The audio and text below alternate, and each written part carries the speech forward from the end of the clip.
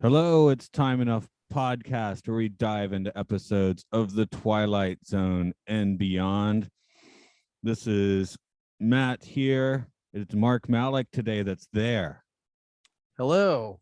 He looks Wait, confused. Do you have a fever? I got the prompt to that you're recording, so I hope that it recorded that. Yeah, it should because it says recording. Well, I hit got it just now, so I hope it didn't cut out before I Okay. hit got it. Just excuse this man. He's got a fever. I'm imagining that windows are popping up and telling me things. Yeah. You know what I hate? That jazz song, The Fever. You mean Fever, just fever. yeah, I don't like that happened song. long ago. Yeah, I don't like that song. I think because when I was in elementary school, some girl did that as like a dance routine, and it seemed like, really lame when you're 7 or 8 years old. I actually love that song. I do not apologize. No, that's fine. I think it comes from an elementary talents show performance that got me not cool with it. Same with Summertime. I've always it's Summertime, like I don't like that song. Summertime.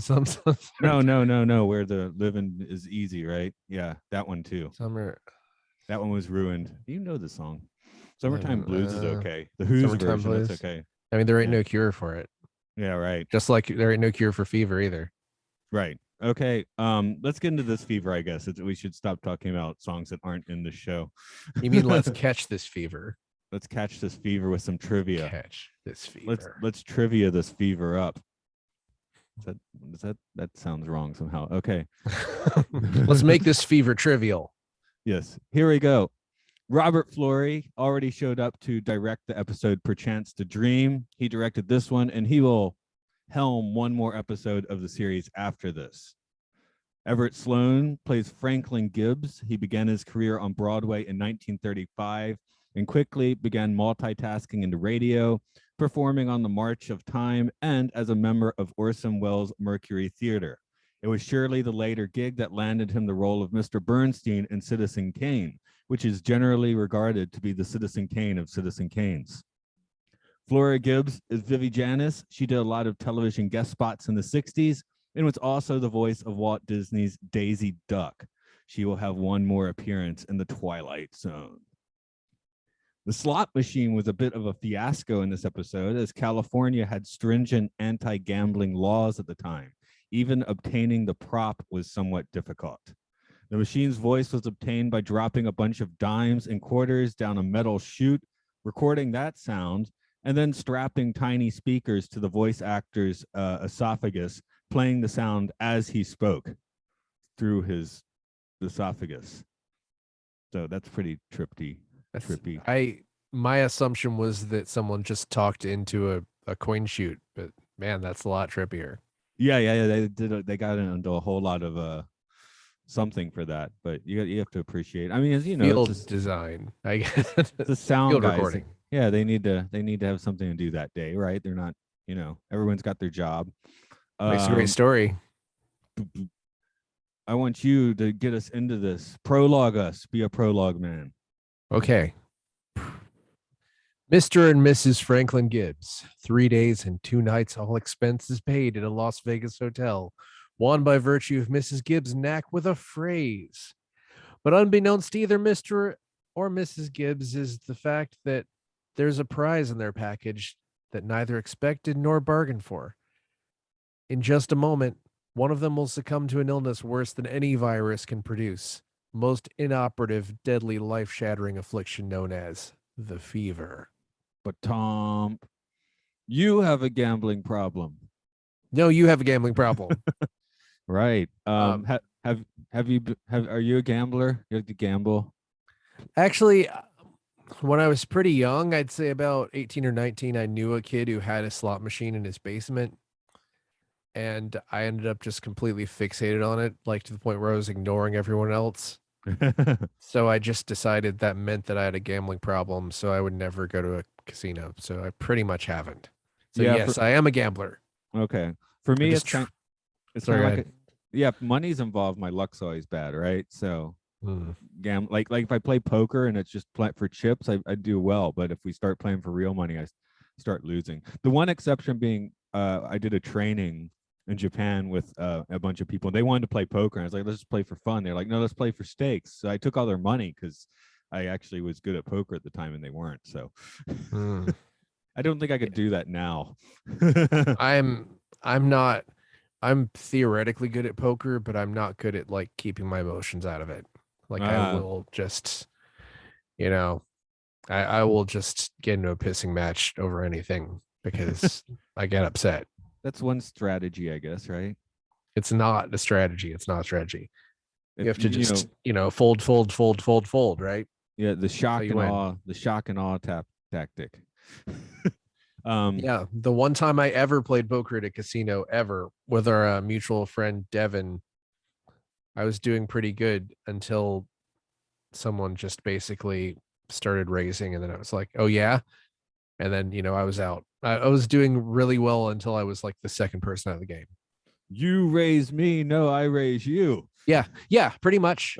That's why I can't play poker. I went to Vegas once, I spent one night in Vegas. That sounds like a movie or something. And I said I'd only spend like 20 minutes, $20 on the slots. Mm-hmm. So I got bored after $8 and spent the other $12 on martinis because they're really cheap in Vegas. So I was just like stumbling up and down the strip at 3 a.m., like having drunk 4 martinis. For me, that's the Vegas experience I want in. That's the one I got, I guess. Yeah, I'm almost to the point where I think I'm adult enough that I could go and not do anything stupid. But that's how when they I was get younger, you. it's just that's how they get you, is that you think you're not going to do anything stupid. Well, I mean, that's how they got. That's what this guy is. He comes in. I mean, they come in the Well, Sloans. They come in like American Gothic, you know. I think this is something different, but I mean, I'll get into that in a second. But I think to me, this is basically a case of people who spend a lot of time moralizing, don't spend a lot of time actually thinking about what they're talking about. Yeah, I mean, someone So way back in the day just said, "Hey, this is a sin." I mean, they don't really bring up Christianity in this episode, but it's pretty clear that these would be the Midwest, Bible beaters.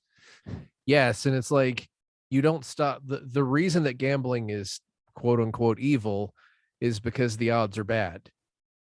Yeah, And they seem like they seem like basically that requires like a very basic understanding of mathematics, which this guy just doesn't have. I guess it's like a thing where he They- never understood what was wrong with gambling to start with. right, exactly. Someone just told him it was bad. Now he's at Vegas, so he's giving everything around him the stink eye, right? which is why until pretty much the end I was thinking that it was some kind of demonic slot machine. Yeah, I think we kind of get, well, it's better when we leave it ambiguous. I mean, maybe it is a demonic slot machine, right? It's not spelled out for you. But as I tend to do, I was trying to just sort of figure out what the mechanism was from the start, and I was pretty convinced that the guy who early on says, "Hey, buddy, put a coin," like basically just forces him to put a coin in the machine, was like he was the one who was cursed previously, so he was like passing it on, and then basically like Franklin had to make another person play the slot machine, but that's not what happened. because his 50s sensibility moral center would not allow him to give that curse to anyone else. Well, I don't think he would. I don't think he even thought that much. He wasn't really thinking. He was just sort of like, He wasn't I a have to play the thinker. machine because no, he wasn't. I have to play this machine because I have to play this machine I mean, because I hate it. if he's staring at the casino floor and being so, judging on it, maybe he can just go catch one of those showgirl shows or Star Trek: The Experience. Oh, you think what was that like in 1950? What, Star Trek: The Experience? Yeah, was it like just cardboard sets? Yeah, exactly. No, I mean this was I hate to, I hate to nitpick. I'm not nitpicking. It was like very obvious that they had to just sort of put a bunch of slot machines in a room and pretend it was Vegas. It was Yeah. The only Vegas in this is I think they sent a B crew establishing out shots. Establishing shots only. Yeah. That's right. This is very much filmed in California. Yeah. But yeah, I mean, it's like the casino floor doesn't look very glam, but I don't think any of them looked particularly glam in 1959. Like this probably is more or less what. I mean, maybe you'd have more blinky lights. That's a tough one. The last time I watched Showgirls, it felt like just a really exaggerated. I was like, Vegas isn't really this elaborate, but you think of the 50s as sort of just a huge opulent. Yeah, but Vegas was still kind of like I feel like it didn't really like explode to like the late 60s. Yeah, I'm not that up in my Vegas history, so I really Okay. don't know. For the other podcast or for the oral hygiene, we did one about Vegas, and I think it was actually it might have been 54, but it was like way early Vegas, and it was like, hey, check out this great motel. Yeah. They were like, look at Look the at famous off. people staying at our motel. Look at our 3 feet deep swimming pool. Exactly. I think they literally had that. So yeah, it took this is kind of like not full on Vegas time yet, is what I'm saying. Like, I'm sure sense. New York City, maybe Atlantic City was rolling by this point. I don't know, but that would make sense for Atlantic City to have been bigger, and then they switched places in the 70s right. or something. Right. Who knows? Right. That's another podcast when we have our Vegas history podcast. Yes. Well, I couldn't even think of anything clever. Yeah, okay. Did a Vegas history podcast. Okay. So let's see. He's not happy with her wasting a nickel. I guess that's why he has to take the coin from that guy. It's interesting that he basically like tries to physically force her not to play the slot machine, and then another man has to physically force him to play a slot machine. Well, maybe their home domestic situation is a little rough. I think people were really handsy back then, I guess. Yeah, I mean, she obviously seems to be sort of beaten down or whatever. Yeah, and I think she's probably better off now that he's dead. Oh, really? She could take the life insurance and have a hell of a time in Vegas. I would rather watch my partner die than have them like tell me what to do all the time. No offense, everyone on earth. Yeah, but yeah, because I my wife wanted to buy just like a lotto ticket. I was like, yeah, sure, go ahead. Nothing came of it, right? Yeah, because you're normal. That's just like this guy is a stand-in for a lot of terrible people, and maybe a little bit more of a rare type of terrible person these days, because I think terrible people have themselves kind of morphed into the bad boys. Yeah, different kinds of terrible people. Right. Yeah. It's like, but they're still controlling, but it's like this thing where like, I'm going to tell you when you can come and go, but also here's a rape joke.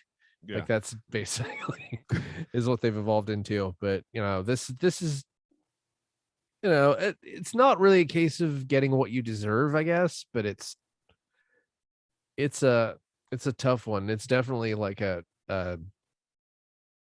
lesson in hypocrisy, I guess. Well, I mean, again, it's a 25-minute show, so they have to kind of do broad strokes for a lot, like true. And sometimes they just want to be like, hey, this guy kind of sucks from the get-go. He's never really going to be that great. Let's watch what horrible things are going to happen to him now. Yeah. Yeah, it's true. And you don't really feel that bad for him when he's just completely sinking into oblivion, even though I guess he's spending all of his soon-to-be widow's money. But although you mentioned, well, again, I'm sure they have life insurance. It's the 50s, and they're pretty old, right? Well, also they're on like a sweepstakes thing. I bet if you die on a trip that you won on a sweepstakes, you probably get extra money for some reason. Oh, how old is this guy? What's your guess? 48. What? Really? That's your guess? That's my guess, because people from back then are always older than or younger than you think they are. That's why. Like if I was going to be like, make a contemporary swing at it, like 60, but he looks okay. I'm guessing 48. No, actually, I checked the actor's birth date, so he would have been about 51 at the time. 51. Close. So yeah, you are close, but yeah, I was like, he looked old in Citizen Kane, right? It's one of those dudes that was like born old, I think. Like like Wilford Brimley. Yes, exactly. The only reason I didn't say it first is I was still trying to work out his name. I was going to say like Cromwell or something. I know that was wrong. I don't know. Cromwell might have looked old. I haven't seen much of Cromwell, so. I've seen him in the recent HBO show Succession, and he is still old. No, I'm talking about the real Cromwell. We don't know if he was old I before thought his you meant years or James Cromwell. not. Oh yeah, yeah. I guess he was born pretty old too. Come to Yeah, think of that's it. what I was thinking of. Because No, I was thinking of Oliver Cromwell. yeah, I don't know no why. relation. Maybe relation. I think they're cousins. Yeah. They're kissing cousins. They like to be kissing. That's how you get successful. Over Kissing your centuries. cousin. Kissing your cousins. Over Yep. centuries of time. Now this Centuries guy, of wealth accumulated. Yeah, you mentioned this guy's got like a hoarding problem too, which yeah. Yes, he does. He has OCD. That is for real. He just is like trying to obsessively control the machine, and then he starts out when he wins money, he's like, no, I have to protect the money, and then he's like, I have to put the money back in the machine, and then it just turns into I have to play the machine, which And then it turns into the thing where I was like, okay, this seems like a good episode for Mark to come on, who loves absurdities, because the machine basically starts chasing him. Yes, I love it. That was my favorite part. I mean, Yeah, that was my favorite part of the machine. It's just like it was it reminded me of Deadly Friend. Have you seen that film? Maybe like way back. That's an older one, right? It was Wes Craven was making a touching story about how a kid who had a kid who made robots made friends with a girl down the street who was being abused, and they became friends, and he made it killer tested robots horribly. Yeah, it tested horribly. So the studio was like, you're going in for reshoots, and you're going to make the robot a murder machine. You're gonna make him have to put the robot's brain into the girl after she gets beaten to death, and the girl's gonna go around murdering people. And that's what this reminded me of. That's a case where I'm kind of okay with the studio interference then. I mean, if he was trying to make E.T., and not everybody can make E.T. Maybe it would have been good, but probably wouldn't have. Even like E.T. is, we don't need a lot of E.T.s, but then there's this thing where everyone tried. A movie with murder robots is always better than a movie without murder robots, right? Honestly, if E.T. had murdered people, that probably would have been better. Getting back to Citizen Kane, what's the one thing it's really missing? Murder. Robots. Wait. Oh yeah. Murder robots. There isn't murder. Is there murder in Citizen Kane? No, there isn't. He just he murders all of his stuff after his wife leaves him. Okay, yeah, there we go. So that but it's still not robotic murder. So it's kind of robotic because he's in that weird old man makeup. Yeah, but I just wrote like he's kind of experiencing the crystal meth side of the gambler's fallacy. It's true. It's like this is a morality play. This is one of those, many Twilight Zone episodes. They're just, this is a morality play. Here you go. And it is like a very heightened version of it. Because he only wins once. Yeah, he only wins once, and then he dumps like all of his money that he ever had into it. He's like writing checks to himself and cashing them, and then absolutely flipping out. It's like the whatever the drug episode of Saved by the Bell, basically. Yeah. She was gambling. So excited. Yeah, and she's so scared. Yeah. And so is he. Yeah. So classic. We don't get that. We don't get some whack music video in this one though. We just get a murder slot machine. Yeah, that's what I'll say. We get the murderous slot machine with the insane voice that was a production. Yeah, it's fantastic. I mean, it's like I feel like I wanted more, but I can't. I feel like I can't complain because it was just so like delightful. Just the slot machine, just be like, why don't you love me anymore? He didn't say that, but yeah. I just wrote, it's like the title of the episode is justifying everything that's happening. Yeah, and just one of my favorite outs that is so commonly used in genre film and TV, which is just jump out a window and the episode's over. Well, I said this, the director did Perchance to Dream as well, which ends exactly the same way. That is true. Well, not exactly, but you'd be like, maybe he just had a fetish about people jumping out windows and dying. I mean, he's probably just one of those people. It's like, yep, that's When where we take it. when I was watching it last night, I felt like the hotel room wasn't actually that high up. No, it was like a third story hotel. Yeah. I was I mean, like, they'll kill you if you're yeah, 51, I guess. yeah. A I'm 1959, 51, of I'm course. 44. I feel like I would be very hurt out of a third story window Be if pretty I'm not grumpy. just falling straight down and without like trying to land on my feet or anything. No, the image I had was like of the motel again, where he's like jumping out of the first story window and just like American style first story, which is on the ground. So he just like plops onto the ground and dies. He's just that out of shape. You know, I'm sure it's like one of those. It's like one of those things where you punch somebody in the face and they're unconscious. It's like a shortcut. It's just the shortcut to resolve your conflict. Yeah.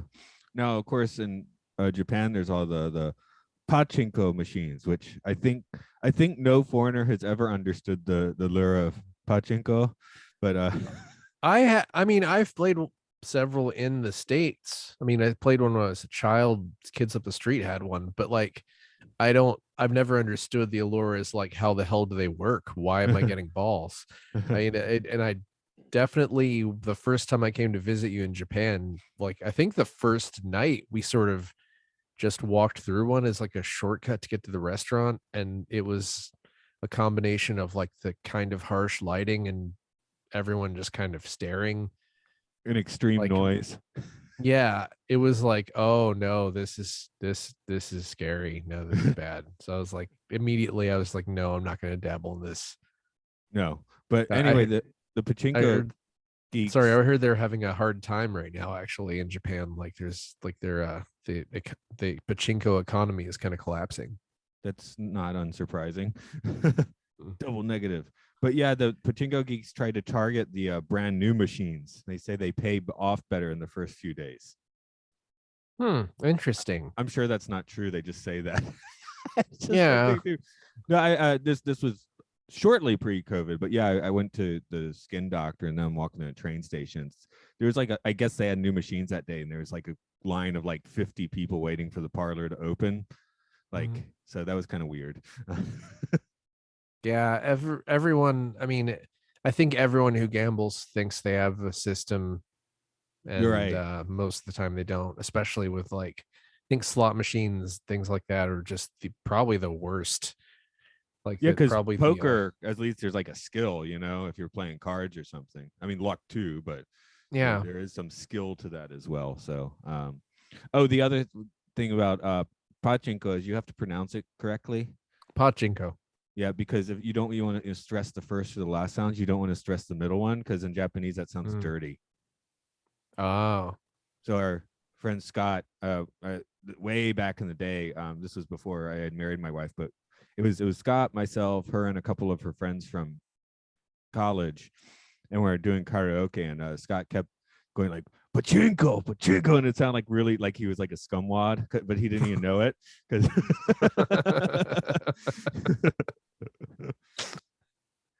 well, that'll happen. Yeah, so that was pretty fun. So if you are doing that, be careful how you say the word, Okay. especially in Japan. I guess just your tip for the day. Mm. or don't, or just avoid pachinko. Oh, Don't play it. Don't uh, play it, or the pachinko machine will come and murder you.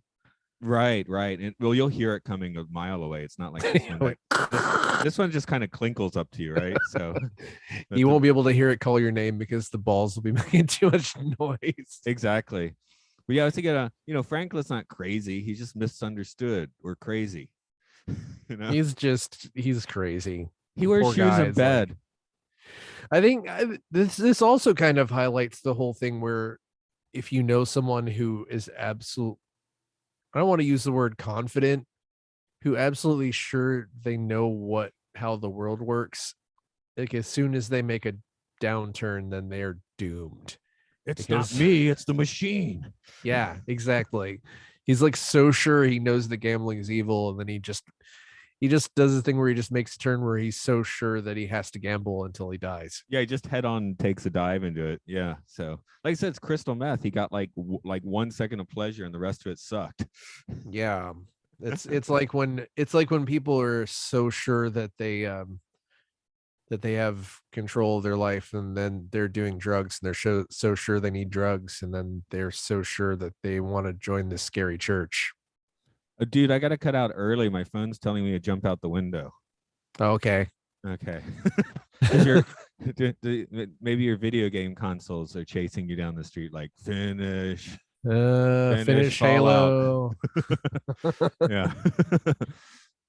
But and the other one, maybe just because he's old, he didn't sleep for 24 hours. I'm like, come on, that's nothing. You can do that. It's not a big. I mean, if he had been like awake for 72 hours and he was like literally starting to hallucinate, that'd be cool. Well, this is just a telltale sign of abuse, because she says, you know how you feel when you don't get a good night's sleep, which means that basically like he uses that as an excuse. Yeah. Oh, and my final observation. Did you notice anything strange about the ending of this episode? No. Okay, the crowd surrounds his body. The EMTs declare him dead, and then everyone just walks away. Leaves him there. Well, you know what they say, what happens in Vegas stays in Vegas. Yeah, once you're declared dead, they just leave you on the street in Vegas to rot. But yeah, I mean, when you're declared dead in Vegas, you stay in Vegas. I mean, obviously, it's just we want to have this dramatic shot of him all alone and dead. But I'm like, wait a minute, everyone just came up, acknowledged that there's a corpse, and then they just walk away and leave him, including his wife. Jeez. I was sort of like time crunched when I watched this, because I was unable to watch it on Paramount Plus because which, by the way, last time we did an episode for this podcast, it was on Hulu, and it's just moved to Paramount Plus. And Paramount Plus uploaded a version of this where the dialogue goes out of sync halfway through. Oh, that's annoying. I checked it on like 3 different things, and it was always out of sync. So it is literally their fault. Yeah, glad I got those Blu-rays. Yeah. I'm gonna have to pick those up. Question time. Who in this episode went into the Twilight Zone?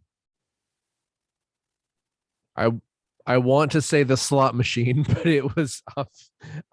Okay.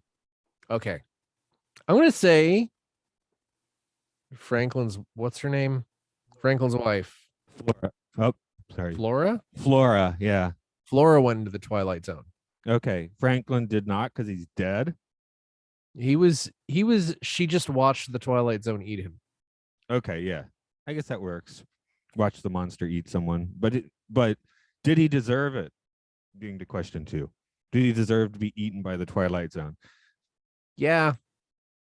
That's the problem. Like, he sucked at the beginning of the episodes. You know, sometimes yeah. I maybe wanted like a little bit more of a chaotic. It wasn't like an entirely satisfying fate, I guess. But no, I would say a lot of that is made up for by talking, walking slot machine. But yeah, that goes a long way, really. And his performance, I mean, he did a great job. Oh yeah, of course. Nothing wrong with the performance. It's just the man is quite unlikable. Yeah. So it's hard not so. And you already kind of alluded, like for Flora, it's probably like going to work out like better for her in the end, not to have to deal with this dude anymore. Yes, but at the same time, she does always have to remember that time that happened. So she's gonna have a bunch of PTSD, but yeah, probably a huge payout. Like, my husband just suddenly got a gambling addiction and jumped out a window. So what if she just has to like pay off his gambling debts for the rest of her life? What if there's a second episode where she gets like a job as a cigarette girl in Vegas and is just stuck there forever? Yeah. I don't know. We don't know how much he spent. We don't know what his income was in the first place. They obviously didn't travel much. So I don't think he was and you know, the Vegas people are very condescending to them, like they're just some bumpkins, right? So yeah, they're like, oh, what, the daily newspaper at your local town? Sure, we'll send this picture to them. Very condescending. So even if Vegas had not achieved its peak glam yet, it was still bigger than their town, right? Okay. Well, yeah, even this version of Vegas, which was just like a room. What do you want to do on the tripometer for this one? Oh, this one's for me, this one's a 5. It's like Oh, basically, really? yeah, this one to me is like 2 for everything but the slot machine, but the slot machine itself brings up to 5. Okay. Okay. See, I'm going 3.5 mostly because of slot machine. Okay. Because otherwise it's just kind of like you said, it's kind of a morality play. It's not so trippy, Yeah. but if you're like slot machine 5, I mean that's cool. I get that. I think if anyone else had seen the slot machine, that's kind of what I wanted. If anyone else had seen or heard the slot machine, then it would have gone up to like a 7 for me. But Right. hmm. Wait, the scale's 1 to 5. Oh, really? Yeah, so you're Damn 2.5. it. I should have said 2.5. that. Yeah, 2.5. Sorry. That Yeah, makes more I sense. like Okay. forgot. That's why I was like, Uh whoa, a 5. That's hardcore, man. whoa. Wow. This is Yeah, what tripped you 2.5. out. Do you have any weird machines in your room now? Yeah, I have like 14 synthesizers. Okay. I Slot mean, machines, no slot machines. no slot machines. I mean, here's an arcade stick. Okay. That's Oh, that's that is pretty a large. cool. It's a very large arcade stick for people just listening. Why is it that Yes. large? Oh, because it's like you're using the arcade machine, but it's in your lap when you use Yeah, it. this is like 20 pounds, Wow, I that think. seems so Wait, impractical. no, it's not 20 pounds, 10 pounds. I don't know Okay, what my strength is. It's yeah, pretty heavy.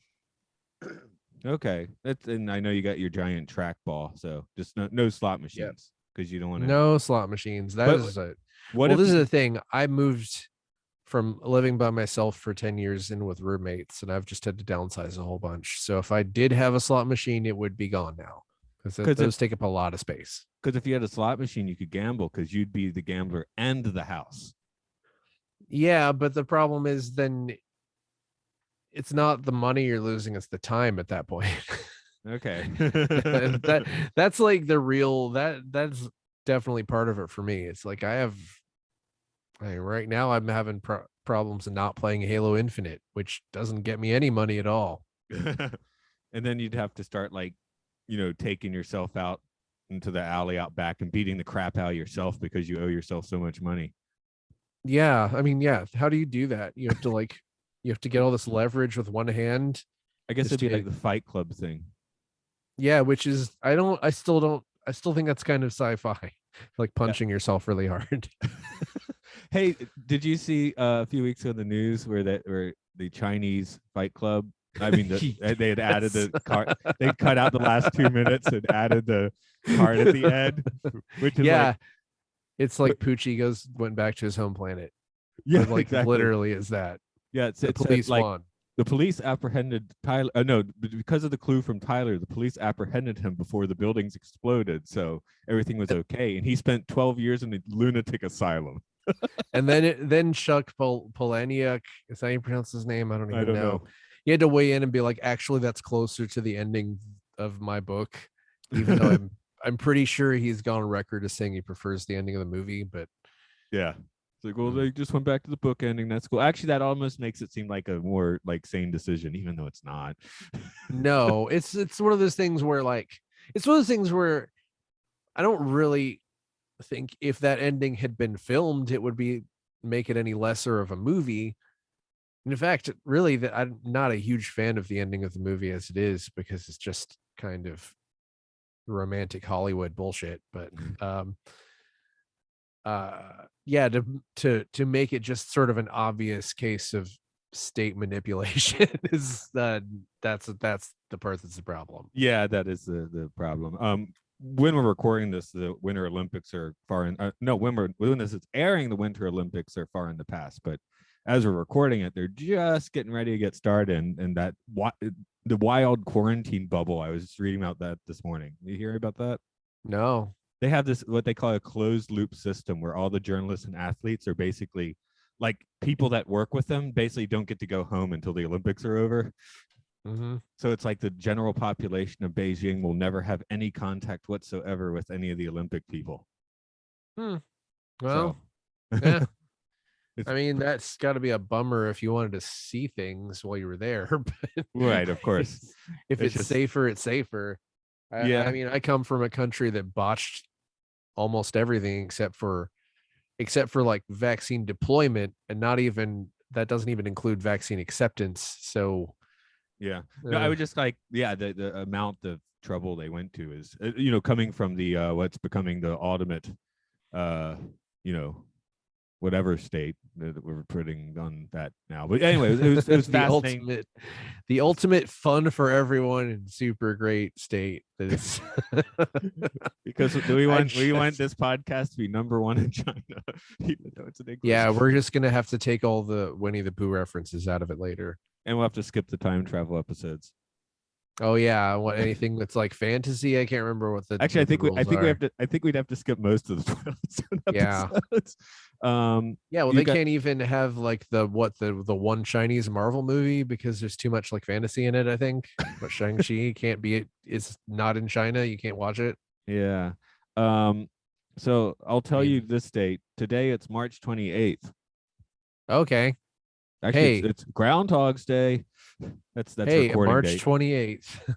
Hey, it's March 28th. If you live in the Atlanta area, let's just really hope that the Buried Alive Film Festival will be happening March 31st through April 2nd, and we didn't have to reschedule it again. Oh, you got them dates memorized. Okay, so there we go. Hopefully, yeah, the current dates as of whenever we recorded this. I guess it would be check the website, because that one doesn't check the website. That one doesn't stream or anything, right? Like no, it does not. There is the people in charge of the festival are morally opposed to streaming. Right. So we're not. It's not happening. So you'd have to go to that. Okay. You go to that, or you or a listener somewhere else, in which case I apologize. This one is Time Enough Podcast. It is Time Enough Pod on Twitter. It's on Facebook. It's on all the podcatchers, all of them now, finally. It turned out like one of the reasons it didn't show up on Apple was I had, like, it didn't, my server didn't ask me this question. I had to go on the Apple site itself, and it was like, what is the frequency of the podcast? It like wouldn't post it until I told them if it was like twice a week, once a week, or what. Oh, I thought you were going to say, is it 44.8 kilohertz? Oh, no. There, I was like, what? They didn't post it for like a month because I didn't tell them the frequency. I mean, it's clearly every week. Hey, this is every week, people. Well, you get it once a week. Or you could get us on Patreon, Podcastius. We do other podcasts there, like Matt and Luke's Sci-Fi Sanctuary. There's a Monster Mash for the Monster Hunters. Luke Loves Pokemon for the Pokemen. Oral Hygiene. We're doing that like this is about to turn into Oral Hygiene in a minute, but you won't know because that's a different podcast feed, which you should check out. What? I don't know. Confusing me. I just confused myself. It's fine. Podcastius. There, I'll say that and leave it. If you say it 3 more times, then the podcast monster will appear and eat you. Is he a giant machine, like a slot machine? Yes. Podcastius. It is a Harry Potter theme. It's just J.K. Rowling. Rowling. She's here. Okay, it's not a Harry Potter reference. I keep joking about it because I thought it was at first, and then like Luke specified that it is a Peep Show reference. Yes. Okay. Anyway, it's funny because I've seen more Peep Show than I've seen Harry Potter. Okay. Anyway, J.K. Rowling's telling me to jump out the window, so I'll see you. All right.